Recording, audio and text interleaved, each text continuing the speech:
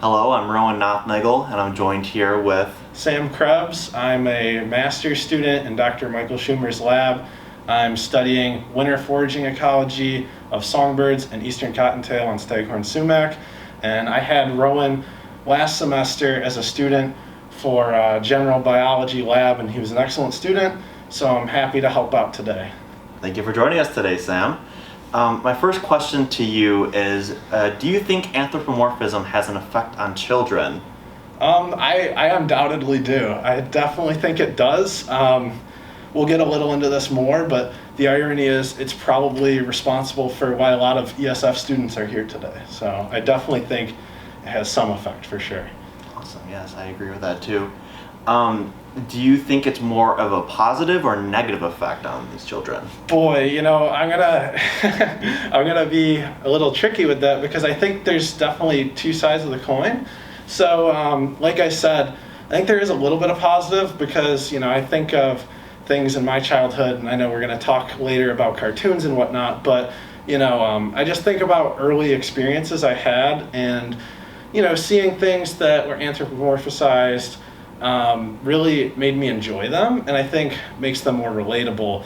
But then at the same time, I have kind of a gruesome example that we can get into later, but it can really hinder how the public sees wildlife and animals and plants in general.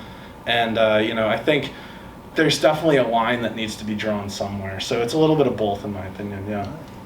Nice. Can you think of any examples of this happening within the media? Sure, yeah. So I think this is where I'm going to talk about my gruesome example. So I'm not quite sure what refuge it was at, but just recently, I know SU has some cameras on like the red-tailed hawk nests, and I know they're at some wildlife refuge, they decided to put a camera on a bald eagle nest. And so, the public was had access to this camera. It was cute. They got to see the eagles hatch and slowly grow, and they were fed by the mother. But what a lot of times we don't realize is how harsh and brutal nature can be besides cute. And I think what happened was these people ended up seeing these bald eagle juveniles fighting in the nest. And what isn't common knowledge is a lot of times they'll actually kill each other. And so, this is something that developed through thousands and thousands of years of evolution, and it wouldn't exist in nature if it wasn't beneficial in some way to the bird. And so we don't like to see this, and the public was really outraged. They contacted the refuge managers. They told them, you need to take this down, you need to help them, like this is wrong. But it's just what happens, and it's not pleasant. But I think when we anthropomorphize things, like I think of bald eagle as being the American national symbol, and we have different mascots at different games that are eagles and high school teams and whatnot, and I think that kind of takes away the wild aspect to them a little bit. And so that's just one thing I can think of that I think is definitely harmful that's come from that. Yeah, I could see that. Very good story. Yeah, a little brutal, but yeah, definitely effective. Yeah. Why do you think humans anthropomorphize animals? That's a great question. I would have to speak to people like Dr. Seuss and the creator of Tom and Jerry and whatnot, but I think that sometimes it's easier to watch things if they're not people. But at the same time, I think that the more we make them like people, the easier it is to relate. So I loved Tom and Jerry growing up. Who didn't? Yeah. Exactly. I love Looney Tunes. I love so many different movies and cartoons that have animals. And a lot of that's probably why I like animals. But it's just like, we think of characters like Daffy Duck, Mickey Mouse, and we got to remember that Mickey Mouse and Minnie Mouse are nothing like actual mice, right? And so it's tricky, but I think that we do it just because we like to be able to relate to them. We think it's cute, we think it's fun, and it is, but you have to draw that line and separate them somehow. Yeah, no, exactly.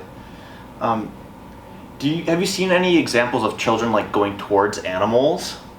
Oh yeah. So you mean like actually like Yeah. physically getting close to them, Mhm. right? So there's this lovely place called Webster Pond. I don't know if you're familiar with it. I'm not, no. It's right down in Onondaga Valley. It's really close to campus, probably about a 10-minute drive.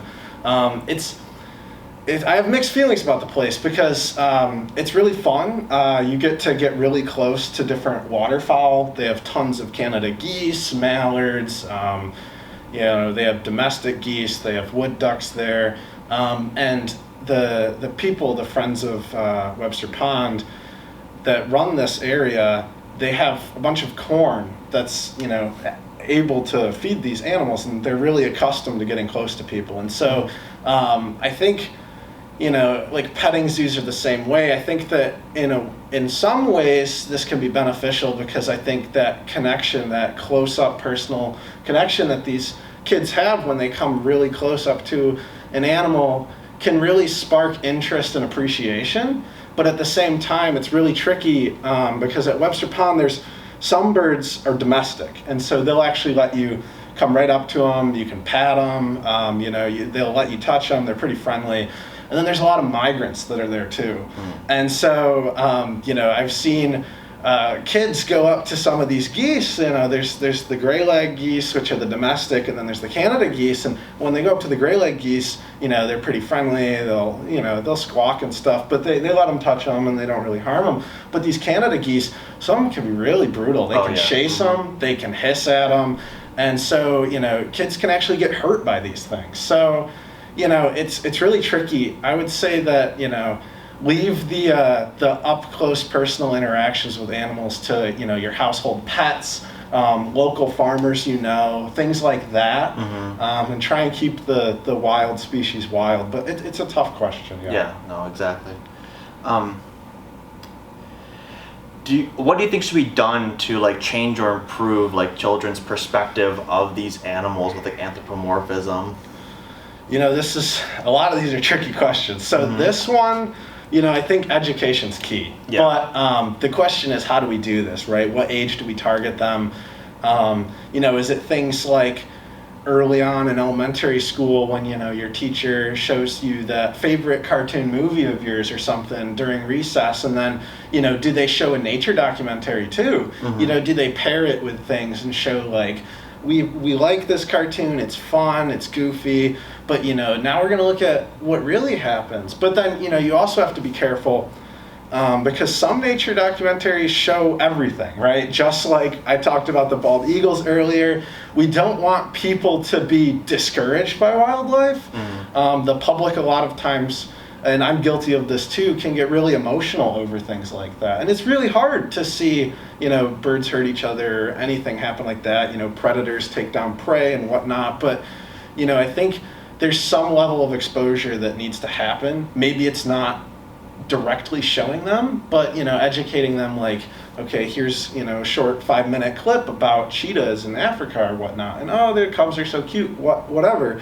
But then, maybe don't show them taking down, a gazelle or something. Maybe, just talk about, the circle of life, almost like in, we're going to go back to Lion King and how those animals are anthropomorphized, right? But, Lion King I'm not saying is great or perfect. It's definitely not. But, they do get at that a little bit. They do show a little bit of, the predator-prey relationship and some of the darker side. But then again, those predators are turned into villains in the story. Yeah. So I'm not saying that's great, but, I think pairing these things with, the cartoons we love and then actually talking about, how these animals act in the wild and whatnot is probably one of the better things we can do.